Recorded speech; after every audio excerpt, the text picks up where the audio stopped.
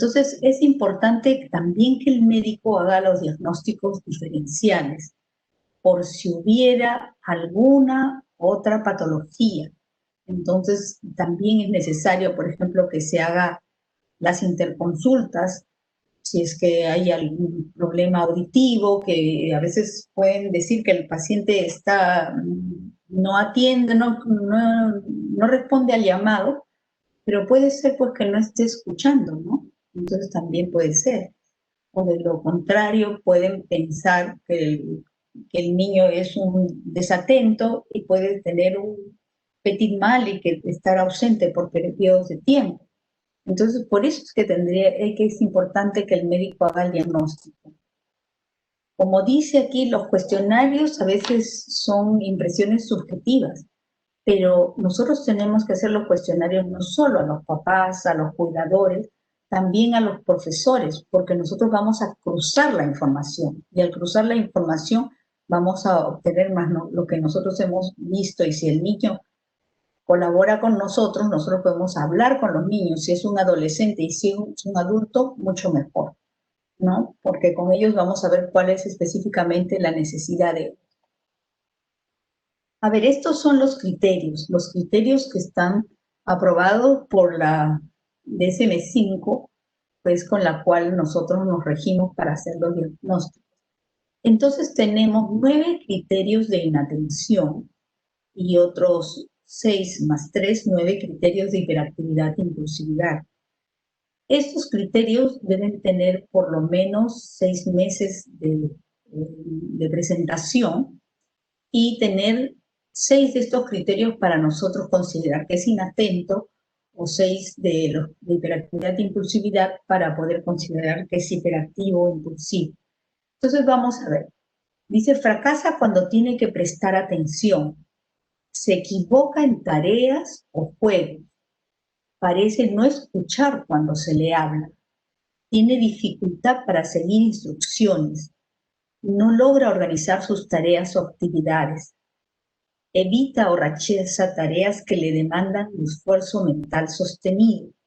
Pierde las cosas. Son esos niñitos, por ejemplo, que antes cuando uno iba al colegio, me llevaba con la casaca y después justo venía la primavera, ya salía el sol, entonces el niño dejaba la casaca en un lado y siempre venía sin las casacas o sin los colores, sin los borradores y hay que estar comprándole y comprando las cosas, se olvida. Y cuando son adultos, pues se olvidan también de la llave, la dejan en un sitio, en otro sitio, la llave del carro, están pidiendo en la casa que les vengan a, a auxiliar, ¿no? Se distrae fácilmente, olvida sus actividades diarias. Entonces, como le digo, tienen que tener 6 de estos criterios para nosotros poder establecer un problema de atención. O si es adolescente o adulto, 5, pero las preguntas van por ahí, casi es la misma. Y en hiperactividad golpea con las manos o los pies. O sea, quiere decir que está tamborillando de repente, pues, ¿no? O moviendo el lapicero, agarrando o mascando el lapicero, el lápiz. Se levanta de su sitio en clase. Pues, o sea, si es adulto, no es que se levante de su sitio en clase, pero no puede permanecer sentado mucho tiempo, ¿no? Entonces, para ellos un trabajo de oficina es muy difícil. Para ellos son mejores vendedores, ¿no? Es muy corredor o trepador, que, o sea, siempre están en movimiento, tiene dificultad para estar quieto, siempre está listo para partir o actúa sobre la marcha de manera impulsiva sin medir la consecuencia de sus actos. Habla excesivamente. Generalmente esto es con las mujercitas, pero también hay niños que están hable y hable, por eso le decía, mejor vendedor, ¿no? La impulsividad, la impulsividad son las causas que generalmente van a persistir en la vida, ¿no? Interrumpe o contesta una pregunta antes de que sea consultada. Tiene dificultad para esperar su turno. Interrumpe o se entromete en juegos o conversaciones de otros.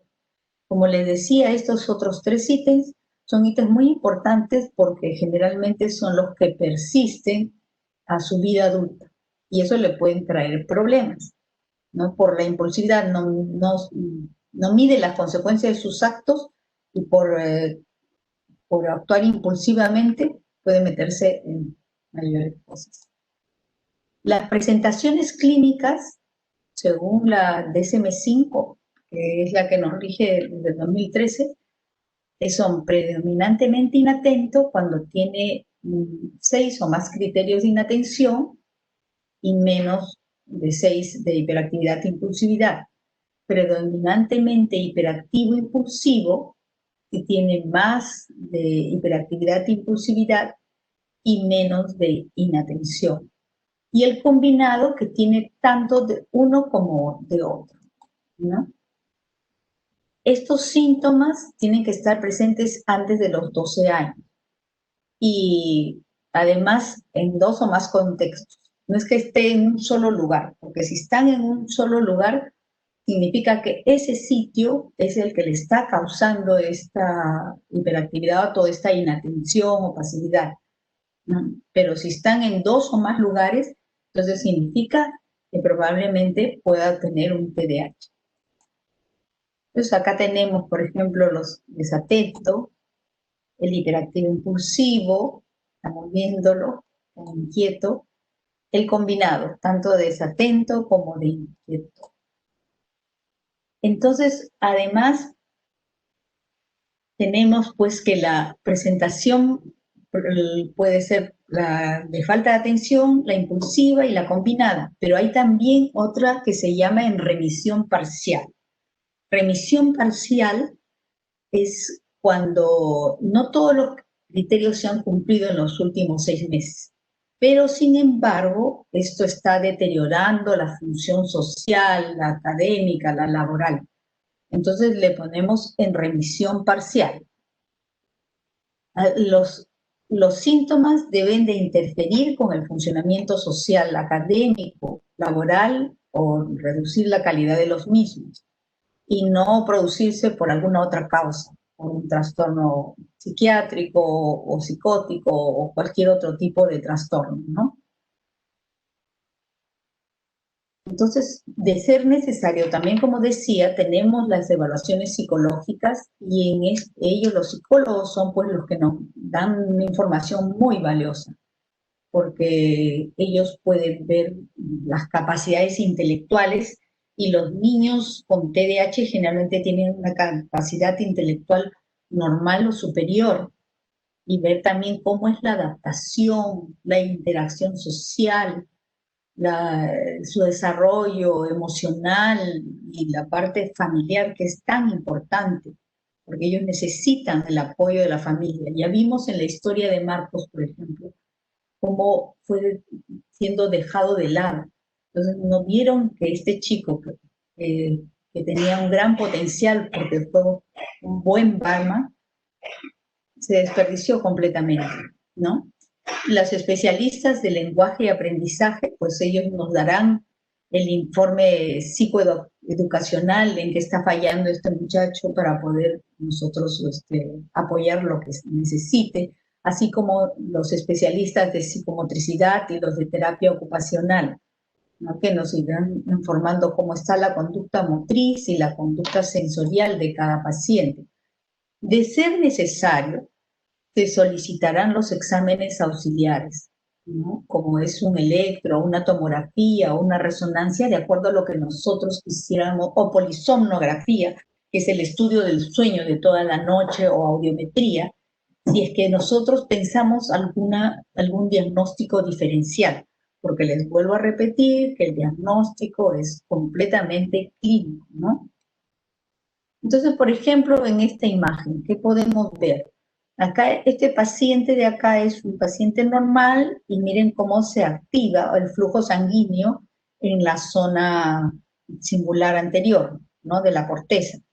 Pero en el paciente con TDAH no se activa, se activa en la zona frontoestriada o insular.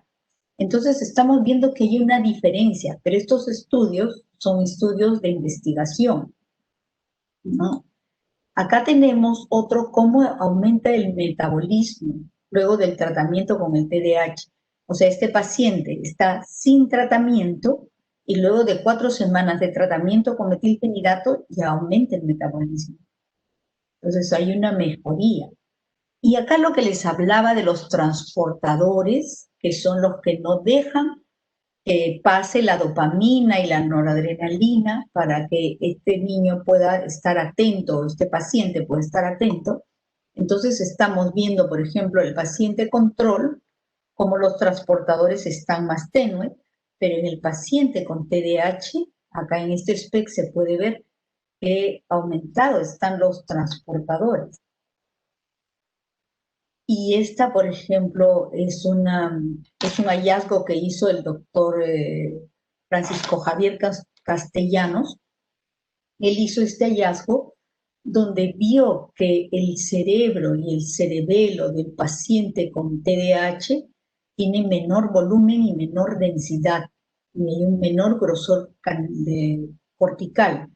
Y todo esto se ve que, a diferencia, por ejemplo, con los pacientes con trastorno del espectro autista, su cerebro es más denso y más pesado, de mayor volumen también.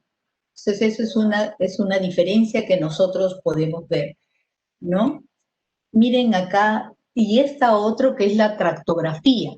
Esta tractografía es con el doctor Barragán, y entonces en esta tractografía nosotros podemos ver cómo son los tractos cerebrales, cómo están yendo los tractos cerebrales de delgados en estos pacientes con TDAH, ¿no? Mientras a diferencia de este otro paciente.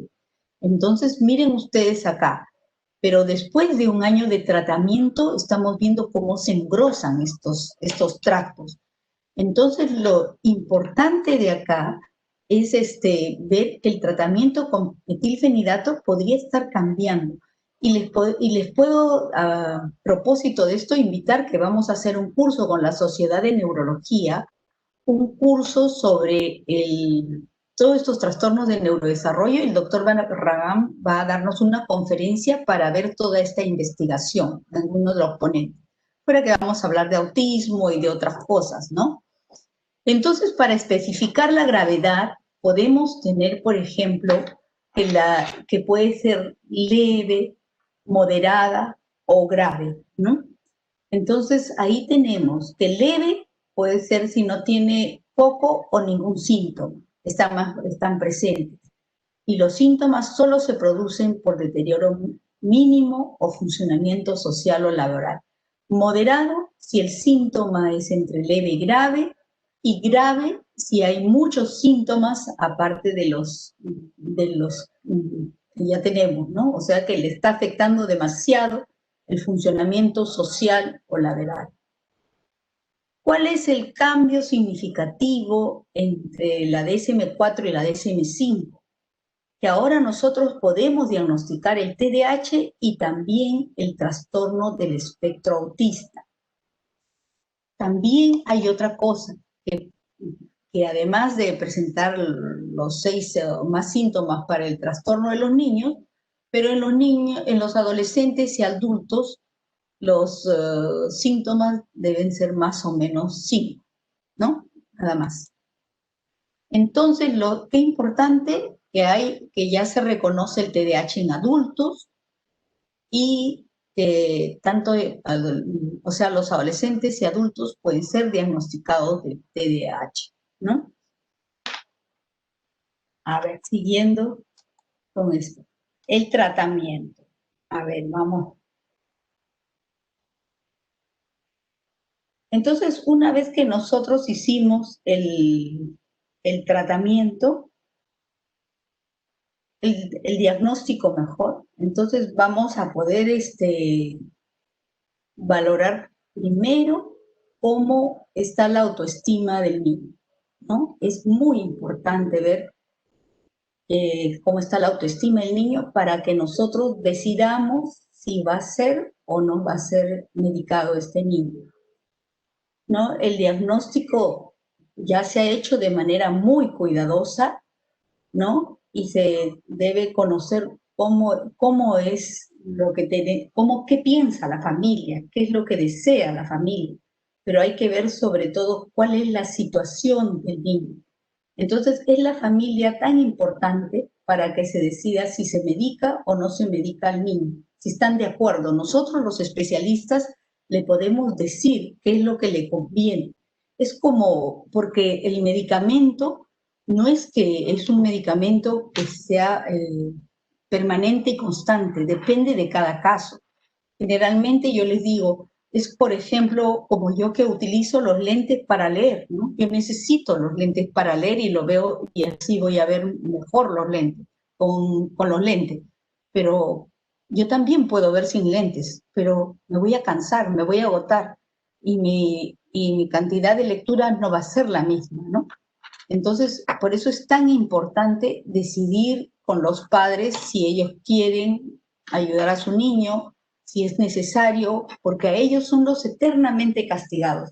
Siempre les están diciendo pues que son muy inquietos, muy movidos, que hacen bulla, que son antisociales, que hacen las travesuras de la clase y les echan la culpa de todo. Y pasa eso, que van luego a ese tipo de conducta antisocial, rebelde, y pueden llegar pues a otras cosas, al alcohol, a la droga, a la depresión. Entonces, todo eso hay que valorar y hablar con los padres. Y una vez que uno puede también, no es que uno va a ir de frente a la parte medicamentosa de acuerdo al caso, como le digo, cada uno es un caso.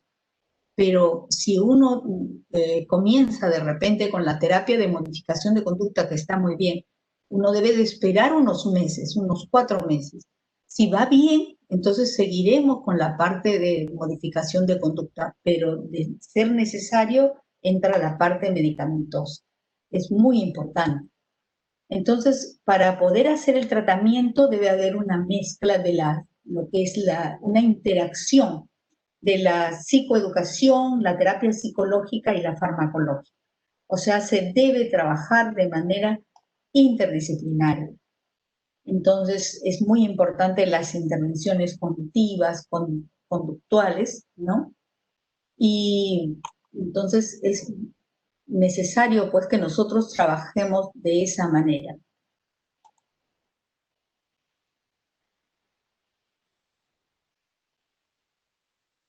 En la parte farmacológica, en primera línea, están los estimulantes, el metilfenidato, las anfetaminas. Están los no estimulantes como la atomoxetina, los estimulantes del estado de alerta, que es el modafinilo, que tenemos en el país, pero no se usa mucho, y los antipsicóticos tipo risperidona. Y el metilfenidato, ¿qué es lo que hace? Él bloquea el transportador. Entonces mejora la sintomatología en un 70-80%. Entonces, ¿qué es lo que pasa con el metilfenidato? El metilfenidato bloquea el transportador y al bloquear al transportador hace entonces que la dopamina y la noradrenalina ingresen al espacio intersináptico y puedan pasar al otro lado y el niño pueda prestar atención. Por eso es que el metilfenidato dura unas horas, ¿no? Entonces, dependiendo, acá en el país tenemos uno que dura unas 3, 4 horas y tenemos otro que dura 12 horas. Entonces, no son medicamentos que se quedan permanentemente en el cuerpo. En lo que pasa, en mi experiencia, yo trabajo con el metilfenidato de manera solamente para los días que están en clases. En algunos casos especiales tienen que tomar de manera más continua, pero en la mayoría no lo toman ni en vacaciones ni cuando no tienen clases, los fines de semana, ¿no? ¿Cuál es el impacto de la falta de tratamiento, el subtratamiento? Son los problemas en el sistema de salud, hay más accidentes, más ingreso a los servicios de emergencia, más colisiones automovilísticas, hay en la escuela y en la ocupación más expulsiones, abandono escolar, bajo nivel ocupacional, en la sociedad abuso de drogas, de sustancias, porque son eternamente rechazados, los eternamente castigados. Y hay mayor abandono, pues, de abandono de los trabajos y todas, porque van cambiando, o si van a la universidad, van a una profesión, cambian, no me gusta, y van a la otra, y así va pasando el tiempo, y llegan los 20, 28 o 30 años que ya deberían estar establecidos y están de todas maneras de manera muy ambulatoria, ¿no? En la familia, más divorcios, más peleas con los hermanos, ausentismo de los padres. Entonces, el TDAH, como ven ustedes, afecta lo académico, afecta lo ocupacional, las relaciones interpersonales, la baja autoestima, problemas legales, accidentes automovilísticos, accidentes en general, tabaquismo y abuso de sustancias. Entonces vemos que es un trastorno de, de todos los días, ¿no? Y más o menos vamos a ver un decálogo de actuación familiar. ¿Qué hacemos nosotros con un niño TDAH? Primero hay que aceptar y conocer el trastorno. Una vez que nos dicen que nuestro niño tiene TDAH o el adulto tiene TDAH, hay que conocer bien de qué se trata. Hay que reforzar lo positivo y obviar lo negativo. Establecer unos límites y normas y las consecuencias de no cumplirlas. Deben estar siempre, hay que poner en un lugar visible al niño para que él recuerde qué es lo que tiene que hacer. La comunicación debe ser asertiva y empática. Hay que planificar diariamente sus actividades. Entonces, en vez de decirle tu cuarto está, en vez de decirle eres un desordenado, hay que decirle tu cuarto está desordenado. Entonces, no decirle eres, porque no él siempre va a ver todo lo negativo.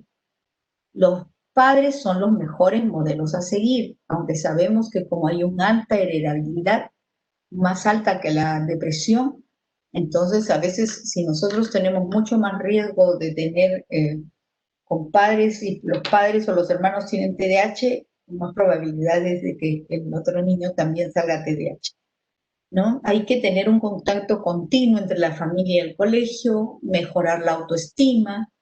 Paciencia y constancia son fundamentales para conseguir nuestros objetivos y para mejorar las relaciones familiares, ¿no? Esto es lo que yo les quería hablar sobre el TDAH. Muchas gracias.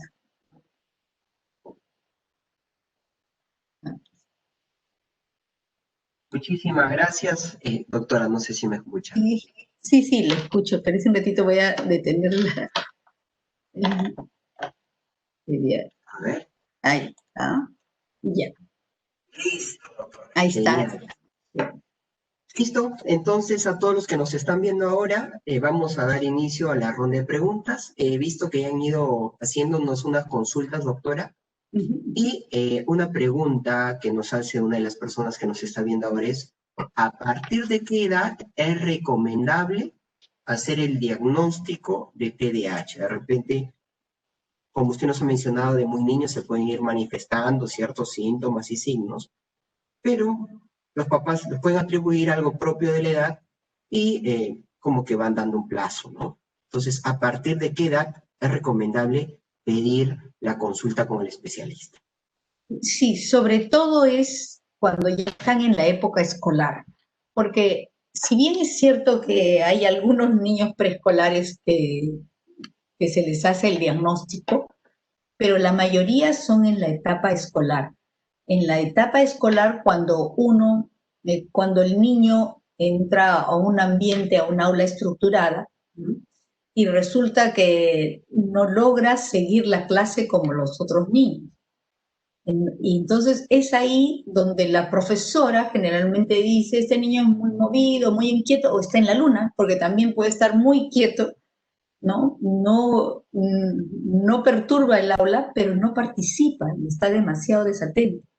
Entonces es generalmente pues cuando está en el primer grado, segundo grado, son 6, 7 años, donde está, o a cada rato le están diciendo, a veces ya desde el nido las profesoras se dan cuenta y lo han mandado a la psicóloga. Pero como les digo, primero siempre hay que entrar con una modificación de conducta para poder ver cómo va. Pero como cada niño es un ser diferente, ¿no? Entonces esa es la situación. Muchísimas gracias, nos queda claro, doctora. Y una pregunta, ¿no? Usted nos estuvo hablando, hay personas que nos preguntan en relación de los medicamentos que se pueden utilizar. Entonces hay una pregunta en relación al metilfenidato y dicen a partir de qué edad un niño pueda recibir esta medicación, obviamente previo a la consulta con el especialista, ¿no? Claro. Lo que está establecido es encima de los 5 o 6 años. Y entonces porque este es un medicamento que es un medicamento controlado. Es muy efectivo, tiene un 80, 70, 80% de efectividad y es muy rápido. Pero tiene que hacerse un diagnóstico previo. Es muy importante hacer los diagnósticos diferenciales y eso se basa mucho en la experiencia del examinador, pues, ¿no? Del que está haciendo la parte clínica. Entonces, de ahí, porque uno tiene que saber cómo dar el metilfenidato y a quienes no puede dar el metilfenidato. Por eso que hay que es un medicamento que debe ser controlado, que da muchísimos buenos efectos. Y yo me acuerdo mucho que cuando llegó el metilfenidato acá al país, yo hice un estudio, investigué por un periodo pues de 3 meses fue que comenzamos a seguir a los niños con metilfenidato, ¿no? Y resulta mucho que uno de los niñitos pues sacó el primer puesto. Entonces la mamá vino contenta y dijo, uy, tanto que ha mejorado mi niño, ha sacado el primer puesto en el colegio, después que me decían que era un burro, porque así le decían, pero era inquieto el niño, pero muy inteligente. Entonces ahora le quisiera dar a mi mamá. Le digo, señora, así no es, uno no puede dar a cualquier paciente, no, hay que tener los cuidados necesarios y saber cómo y a quién le va a dar, ¿no? Es muy bueno, pero hay que tener el cuidado. Gracias, doctora. Y hay una pregunta, ¿no? Y nos preguntan en relación a un niño con TDA. ¿Tiene alguna restricción en relación a la escolaridad? ¿Puede ir a un colegio normal? ¿Hay algún colegio en especial? ¿Qué nos puede guiar? Parece que hay una duda en relación a que necesitan un tipo de escuela diferente, este tipo de niños con este No, problema. es que antes se pensaba que tendrían que ir a un colegio diferenciado, pero últimamente no, porque últimamente por eso tiene que saber que él tiene que vivir en la vida tampoco no vamos a estar diferenciados, vamos a estar todos. Lo que es cierto que ellos sí necesitan un colegio que no tenga tantos niños, porque si es un colegio de 40 niños, mucho problema para él se va a perder o va a estar haciendo alguna travesura, o si es un tipo desatento va a estar, como le digo, en la luna de Paita, ¿no? Como decía mi mamá, en la luna de Paita y no va a aprender nada. Entonces sí es necesario claro, dependiendo del grado que tenga también el niño, ¿no?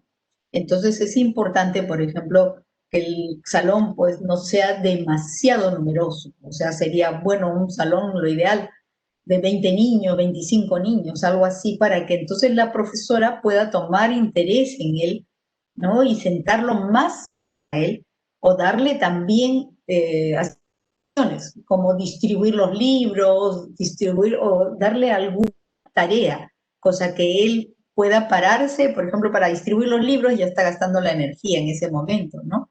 O darle algo que borre la pizarra. Bueno, eso cuando volvamos a tener las clases presenciales. Pero en la actualidad también es cierto que ahora los tenemos en pantalla, pero cuando están en la pantalla tampoco pueden ser demasiados alumnos en la pantalla, porque él se pierde, ¿no? Y la persona no se va a dar cuenta que se salió de la pantalla y que ya está echado, tirado en el sofá o qué sé yo. Entonces también ahora ellos no pueden estar en una clase, por ejemplo, vía virtual y estar con una clase de 45 minutos. No es para ellos. Tiene que ser, lo ideal es más corto. Por eso es que es tan importante que los profesores sepan qué tienen. Y además, como ya tenemos el día de la sensibilización del TDAH el 13 de julio, entonces ya va a salir el reglamento para apoyar a estos niños, ¿no? Y los profesores hay que capacitar cada vez más a ellos para que lo sepan, porque realmente son gente muy inteligente, ¿eh? Muy capaz y que tiene mucha energía. Para mí una gasolina de alto octanaje, yo siempre digo. Entonces no es que lo debemos perder. Gracias por la respuesta, doctora. Y tenemos una consulta y es la siguiente. Usted nos habló de que predominaba en ciertos pacientes la hiperactividad o predominaba el déficit de atención y la consulta que nos hacen en un paciente con TDA. ¿Hay algún tipo de patrón que predomine uno sobre el otro o no hay alguna diferencia en este aspecto? Si vamos a las estadísticas, realmente el que predomina más, o el que hay mayor porcentaje es el combinado, que tiene tanto de uno como de otro. Después vienen también los problemas de atención, pero como no se notan mucho porque a veces son muy tranquilos, y está el de hiperactividad, que es el más notorio, porque como ese niñito uno lo está viendo, pues que corre, salta, se mueve de un lado para otro, es así, ¿no? Pero es más o menos lo que lo que se está haciendo en las estadísticas. Nos queda claro, doctora, lo que nos comenta. Y hay otra pregunta y nos dicen, en relación a los fármacos que usted nos ha mencionado, ¿no? Para controlar este tipo de pacientes.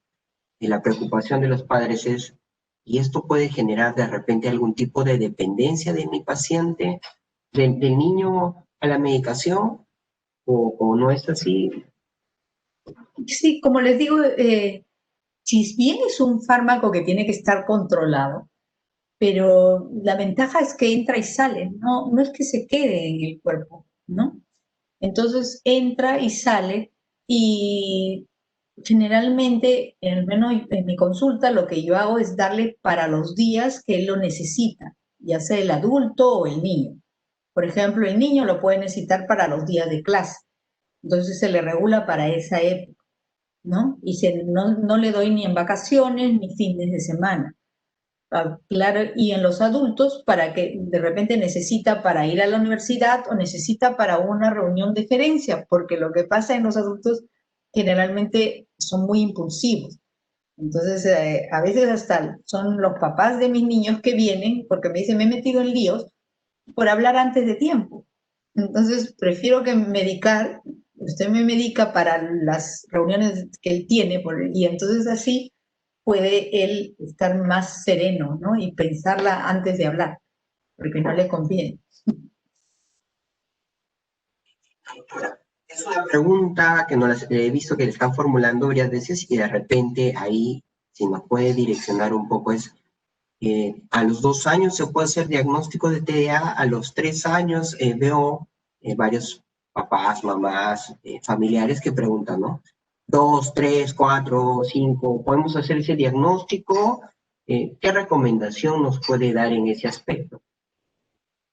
Lo que pasa, a veces dicen, desde la barriga, mi hijo era súper inquieto, en la barriga se movía y se revoloteaba y qué tanta cosa, ¿no?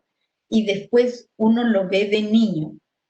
Si porque vamos a hablar del déficit de atención, recién lo vamos a ver cuando entre al colegio, ¿no? La hiperactividad es lo que podríamos notar más, pero tiene que ser una hiperactividad más normal, porque todos los niños son inquietos y son movidos.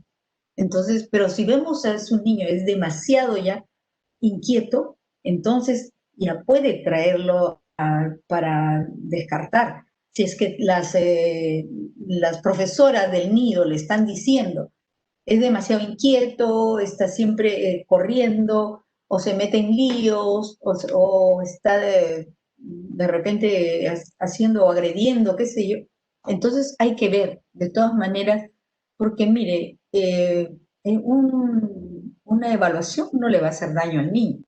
Es más, yo estaba en la mesa preescolares del consenso del TDAH, ¿no?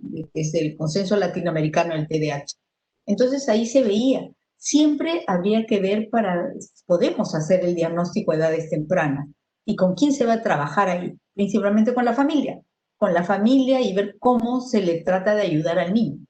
Es lo principal, ¿no? Y uno trata de postergar los fármacos, si a eso se refieren, postergar los fármacos hasta la edad escolar, ¿no? Si es que lo necesita. Siempre es si es que lo necesita. Ya nos queda muchísimo más claro en la consulta que nos estaban haciendo. Y hay una pregunta que las estoy viendo de manera repetitiva, ¿no? Usted habló de ciertos fármacos, metilfenidato, atomoxetina. Entonces la pregunta es, doctor, ¿y cuál de los dos debería tomar? ¿Hay algún beneficio? ¿Hay uno que se utiliza siempre en primera línea y de repente el otro es de segunda línea? Porque entiendo que son papás que de repente ya se los han indicado o tienen esa duda porque está tomando metilfenidato y dirán, ¿por qué no toma atomoxetina que nos ha comentado la doctora? Entonces, de repente, si nos pudiera guiar un poquito.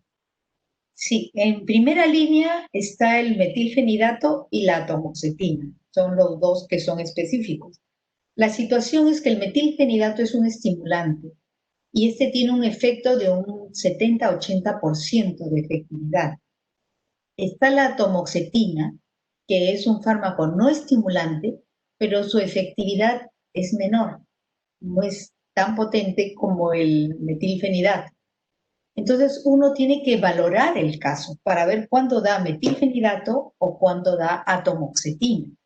Entonces, dependiendo de cada caso, uno va a elegir el fármaco que a uno con la experiencia que tiene sepa que le va a ir mejor al paciente. Entonces es de ahí que uno decide. Entonces algunos médicos habrán elegido metilfenidato, otros atomoxetina. Como le digo, hay el que es más efectivo, pero hay que ver si puede o no recibir el paciente, porque también eso hay que valorar. ¿Puede o no recibir mi paciente este fármaco? Muchísimas gracias, nos queda más claro, ¿no? El médico que los va a atender va a valorar según el cuadro clínico y dirá uno u otro conversando con los padres. Doctora, otra pregunta, ¿no? Veo acá una pregunta frecuente y es en relación al TDA, pero ya en el adulto, ¿no? Entonces es, ¿cómo una persona de repente, un adulto entre 20 y 30 años, eh, los familiares pueden de repente detectar que tiene este cuadro de TDA y amerita una consulta? ¿Qué recomendación les podemos hacer? ¿Qué sugerencias les podríamos dar? Porque veo acá, ¿cómo haríamos el diagnóstico de una persona de 29 años? Y preguntas similares, ¿no? Claro, sí, que generalmente el adulto, él mismo ya como que va diagnosticándose, porque se va dando cuenta que de repente, por ejemplo, él inicia los proyectos. Tenía un paciente, un arquitecto, por ejemplo, famoso, ¿eh? Entonces, él iniciaba bien los proyectos, perfecto, los hacía, pero cuando ya iba a ir a los detalles, ya no. Entonces, ahí se perdía. Entonces, le dejaba a sus colaboradores, felizmente tenía esa oportunidad. O también el adulto, sabiendo que es muy inteligente y que le ha ido bien, porque a veces ni estudian, ¿eh? Y pasan así, pasan los estudios escolares, a veces casi sin estudiar por la capacidad que tienen. Pero después se dan cuenta que comienzan la universidad y dicen, no, esta carrera ya no me gusta, me voy para este lado. Y no terminan lo que han empezado. Ese es el gran problema de estos pacientes, ¿no? Que no se organizan. Entonces, y no terminan porque toda la organización es que ellos lo que empiezan lo deben terminar. Y sin embargo, en el adulto se da cuenta que ha dejado varios trabajos, ha cambiado, ha dejado varios, la universidad ha cambiado de carreras, no se organiza, de repente también tienen muchas parejas, ¿no? Tienen muchas parejas y no tienen la responsabilidad de ver por esos hijos que van dejando por un lado u otro. Por eso yo les digo, siempre que investigo en la familia, les digo hasta la tercera generación que me digan cómo eran los abuelos, los tíos abuelos, que dicen tenemos una oveja negra en la familia, que le gustaba la parranda, ¿no? Que tenía mujeres por todos lados. Es muy irresponsables hasta que no logran sentar cabeza. Entonces, esas son situaciones que a veces el mismo paciente va a detectar y él va investigando y por eso viene a nosotros para hacer el diagnóstico. Muchos de mis pacientes adultos o de los papás de los niños también me dicen, miren, así como es mi niño, soy yo en la versión adulta, entonces dígame qué puedo hacer. Y ahí se les hace el diagnóstico y se les da el tratamiento. Ese es el tratamiento. Yo me acuerdo que fue un curso en España con una doctora. Salíamos del hotel hacia la conferencia y dice, uy, voy a volver un ratito porque no he tomado mi pastilla para la atención. Ella ya sabía que era desatenta, iba a la conferencia, tenía que tomar su pastilla para la atención. pero son situaciones manejables, como le digo, ¿no? Muchísimas gracias. Ahora sí, nos quedó mucho más claro.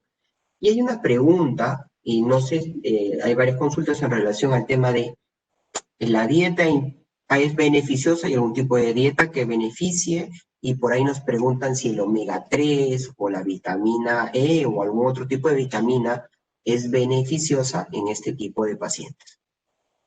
Bueno, sí, como todo ser humano, lo mejor es fuera la comida chatarra, ¿no? Y demasiado dulces y todas esas cosas.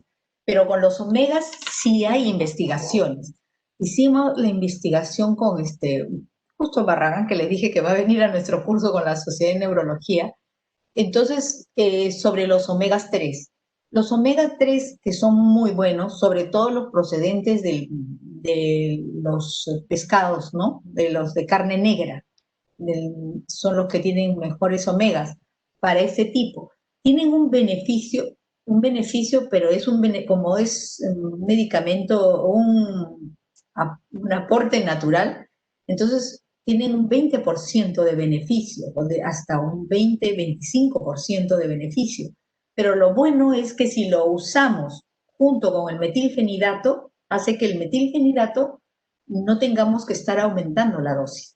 Entonces se ha visto que potencia el metilfenidato con los omegas. Entonces eso es bueno, ¿no? Entonces, por eso siempre se les recomienda pues la carne negra de los pescados. Es tan importante. Antes nos daban aceite de hígado de bacalao. En mi época me daban aceite de hígado de bacalao. Bueno, pero ahora tenemos bastante de los omegas, hay que ver que sea de buena calidad y la cantidad que tenemos de DHA y de EPA, ¿no? Que es lo que tenemos que poner. Eso es lo que vamos nosotros viendo con nuestros pacientes. Gracias, doctora, por la recomendación clara que nos da. Y tenemos esta pregunta, y veo que varias personas que nos han preguntado es, a mi hijo le han indicado risperidona. Entonces, ¿este medicamento también se utiliza dentro de este tipo de patologías? También se utiliza, pero uno tiene que ver, como le digo, de acuerdo a la sintomatología. O sea, vamos a ver sobre qué entramos. Ya les dije que hay medicamentos de primera línea. La risperidona también está dada, no es de primera línea, pero como le digo, cuando el médico hace el diagnóstico, tiene que elegir si va a usar un medicamento, cuál es el medicamento que le conviene a ese paciente en ese momento. Es lo que tiene que ver, ¿no? Porque uno puede utilizar de repente en ese momento ese risperidona, un antipsicótico, un antidepresivo, dependiendo de lo que uno esté viendo el momento para poder diagnosticar al paciente. Y doctora, acá hay otra pregunta, nos dice, ¿se tiene que diagnosticar o hacer un descarte de alguna patología tiroidea en este tipo de pacientes que tienen un diagnóstico presuntivo de TDA y que hace un descarte de una patología tiroidea o no es necesario? Dependiendo si uno ve en la clínica, si al examen clínico general le encuentra el, que tiene la piel muy gruesa, así que dependiendo, pues, dependiendo cómo ve el cabello, según esta ya es la parte médica pura, ¿no? De nosotros cuando examinamos al paciente y lo vemos y hacemos la anamnesis, hay varios puntos y ahí si queremos descartar, por eso le digo, hay que descartar, porque si de repente también el paciente sufre de asma, por ejemplo, y está tomando muchos broncodilatadores. Claro que ahora ya son más broncodilatadores en spray, que es diferente. Pero antes cuando tomaban, por ejemplo, las cucharaditas de Betolin, famoso, ¿no? También podía ponerlos muy hiperactivos. O si son hipotiroideos, también como muy desatentos. Pero eso uno lo ve, para eso está la clínica, para eso está el médico, para hacer los diagnósticos diferenciales y solicitar, porque de repente tiene una deficiencia auditiva, también eso tenemos que verlo. Hay que descartar, o si hay una cosa mayor, una epilepsia, o ¿no? un petit mal, o sea, una mala ausencia, o una neurocisticercosis de fondo, que también hay cosas, y es la parte médica realmente, ¿no? Por eso es que el médico es el que debe hacer el diagnóstico en sí. Es cierto que los profesores, los psicólogos nos ayudan para poder nosotros ver si es que el niño tiene la patología o no, pero es la parte médica la que tiene que hacer todos los descartes. Gracias, doctora. Y hay una pregunta muy interesante y nos dicen, ¿esta medicación es para toda la vida? ¿En el tiempo de repente puede dejar de tomar alguno de estos medicamentos? ¿De repente lo suspende y ya no necesita a medida que el niño se va desarrollando? No sé si nos puede ayudar un poco. Sí, claro, por eso es tan importante hacer el diagnóstico lo más temprano posible. ¿Por qué? Porque no es cuestión de que uno le va a dar solo el medicamento, porque también uno tiene que estar la parte, como les decía, la parte de modificar esa conducta del niño para que se organice. Entonces, si el niño ya logra organizarse y todo va bien y él perfectamente, por ejemplo, cuando yo veo que mi paciente va bien, entonces lo que hago generalmente suprimo la medicación en el primer bimestre del año escolar, porque es el inicio del año escolar. Entonces, si él va bien, ya no es necesario uno que le esté dando la medicación. Y como le decía, como la medicación tiene la ventaja de que se puede retirar, ¿no? Y no hay mayor problema, es lo que se hace. Sí es cierto que persiste el TDAH hasta la adultez y hemos visto que hay el porcentaje que va persistiendo hasta la adultez. Por eso es importante que lo trabajemos desde un inicio, para que él aprenda a organizarse y logre sus metas en la vida. Es lo más importante. Muchísimas gracias, doctora. Creo que hemos tratado de responder la gran mayoría de las preguntas que nos han ido haciendo durante esta ponencia. Y quizá con esta podemos de repente cerrar, ¿no? Y nos hace una pregunta. ¿A qué especialista podríamos acudir si tuviéramos una sospecha de un paciente con TDA? ¿Con el neuropediatra, psiquiatra, el neurólogo? ¿Qué recomendación nos daría? ¿Quién puede ser el especialista que nos puede guiar en el diagnóstico y manejo de estos pacientes? El especialista es el que tenga la experiencia para poder hacer un buen diagnóstico.